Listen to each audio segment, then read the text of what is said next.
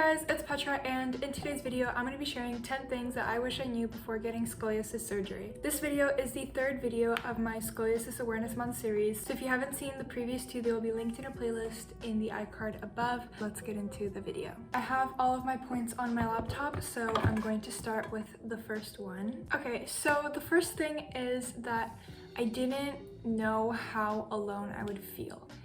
Basically, when you get scoliosis surgery, there's really no one that understands you, or at least in my case, there weren't many people that understood exactly what I was going through and how I was feeling.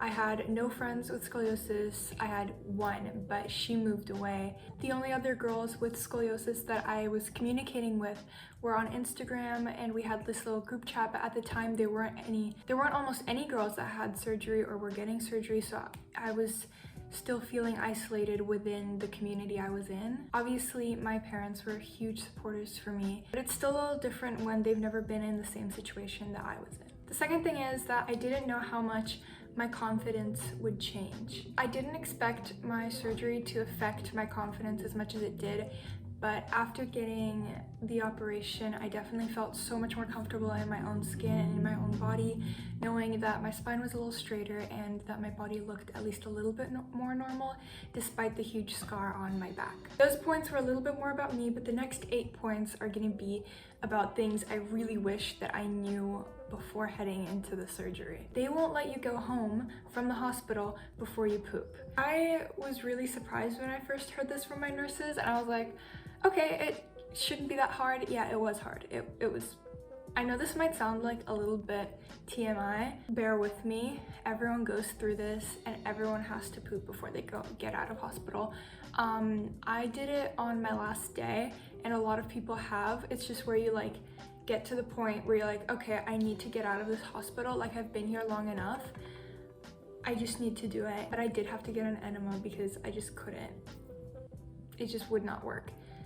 And prior to that, I had barely eaten the past couple days. So I don't even know, but I really do wish I knew that so I could prepare myself a little bit better. Number 4 is that I didn't know that I'd have to learn how to walk again. Having your spine straightened is a huge change in your body. It affects all of your body, and especially the fact that there's foreign substances in your body. I needed to learn how to work with my core and strengthen that to make sure that my body could support itself along with the rods, because now in my body the rods are doing a lot of the work, and I still need to work on making my back muscles stronger and also my core. But basically, I had to learn how to walk again. It obviously wasn't like when I was a baby and I just didn't know how to do it. Obviously, it was really difficult because I needed my body to get used to the changes that were occurring. Number 5 is throwing up.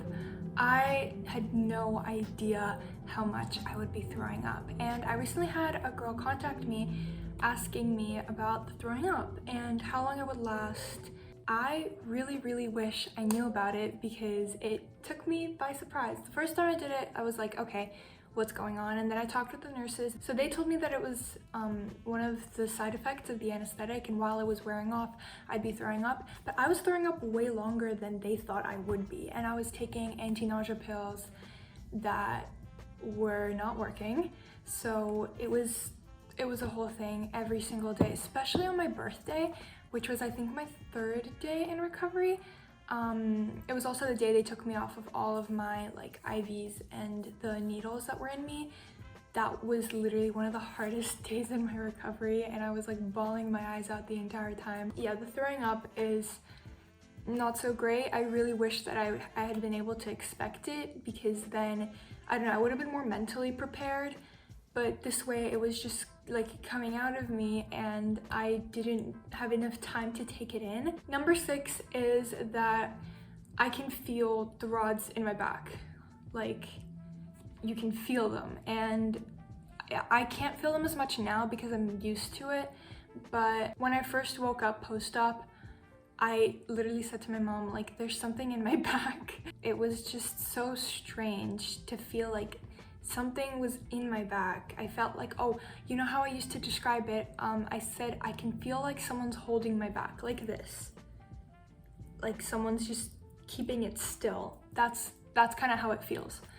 And it's not painful, it's a little bit uncomfortable, but you definitely get used to it. If I'm just like normally standing or sitting or whatever, I don't feel it as much. So number 7 is kind of branching off of number 6, and I kind of already covered it, but yeah, you will always feel the rods in your back, and it doesn't really go away. You just get used to it, and it's just normal. You can't do anything about it. Number 8 is that I didn't know how hard it would be to learn how to get out of my bed or like get up from a lying down position. This was so difficult for me, and I hated doing this.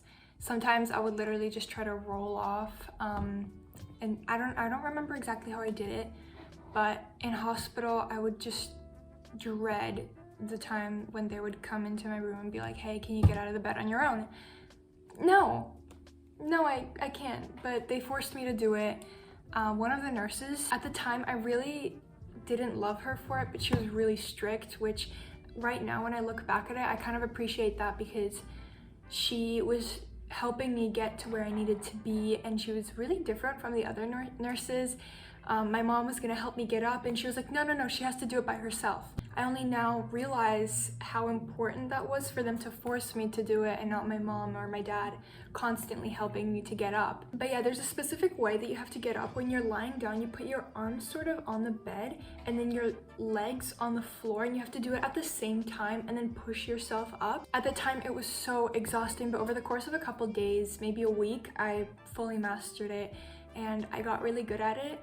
And now I don't need to do the sort of twisting, it's not twisting, but like don't need to do the thing anymore. I can just lift myself out of bed. Even though you might have a strong core, your back muscles are gonna be really weak because of the curvature in your spine, which I will get to in a bit, but it's just a specific way so that you can do it without harming yourself. And then as like time goes on, you can do it how you usually do it. It's just the preventative way to make sure nothing bad happens. Number 9 is my muscles jiggling.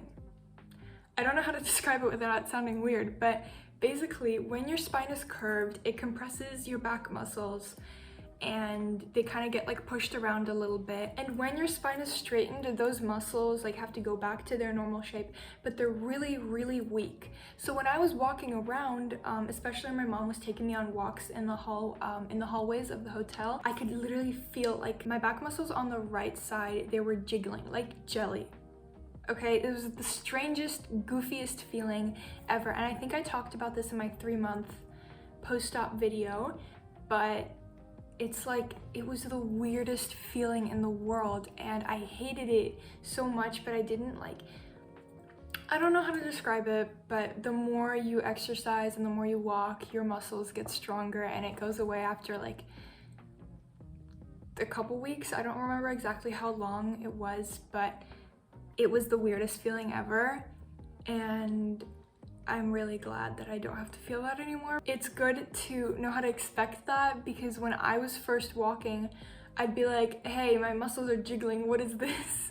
But then I learned that it's completely normal and it's nothing to be like alarmed by. It's just how your body works, and I seriously wish I knew that. The last thing I wish I knew before getting scoliosis surgery is how numb the surrounding area of my scar would be. You can't feel it. It's completely numb. I saw a video of a girl talking about like the numbness, and she was 4 years post-op and she said that it was almost completely gone.